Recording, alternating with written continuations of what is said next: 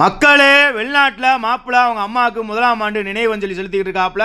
இந்தியாவுக்கு போக முடியல, வருத்தமாக இருந்தாலும் வெளிநாட்டில் அவங்க அம்மாவோட ஃபோட்டோவை ரெடி பண்ணி நல்லா வழிபட்டுக்கிருக்காப்புல. அம்மாவோட ஆத்மா சாந்தி அடைனுங்கிறக்காண்டி வழிபட்டுக்கிருக்காப்புல. நீங்களும் வழிபட்டுக்காங்க.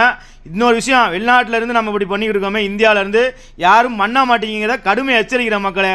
அவங்க அம்மாக்காண்டி அப்பளம், சாம்பார், உருளைக்கிழங்கு, முட்டைக்கோசு, வெங்காய கூட்டு, சாப்பாடு, ரசம், மோர், பாயாசம் எல்லாம் போட்டு அசத்தி அட்டகாசமாக பண்ணி விட்டாப்புல. அவங்க அம்மாவோட ஆத்மா கண்டிப்பாக சாந்தி அடையும். இந்தியாவில் இருக்கும்போது அதோட அருமை தெரியாது. வெளிநாட்டுக்கு வந்து இந்த மாதிரி அம்மாவுக்கு படையல் பண்ணுறது வந்து சத்தியமாக வந்து அவங்க அம்மாவோட ஆத்மா சாந்தி அடைஞ்சிடும். அதனால் நான் வந்து நைட்டு ஒரு போட்டு விட்டேன். முட்டைக்கோசு, உருளைக்கிழங்கு, வெங்காயத்தையும் ஊறுகாயெல்லாம் வச்சு அடித்து பொடிச்சு கிளப்பி விட்டாச்சு. பாயாசத்துக்கு அப்பளத்தை வச்சு நொறுக்கி விட்டாதான் அவங்க அம்மாவோட ஆத்மா சாந்தி அடையும். நல்லா முழு மனசு அவங்க அம்மா வேணும்ப்பா. மாப்பிள்ளையோட அம்மா வந்து நல்லபடியாக ஆத்மா சாந்தி அடையணும் அப்படின்னு. சரி மாப்பிள்ளை, சாம்பார், ரசம், மோர்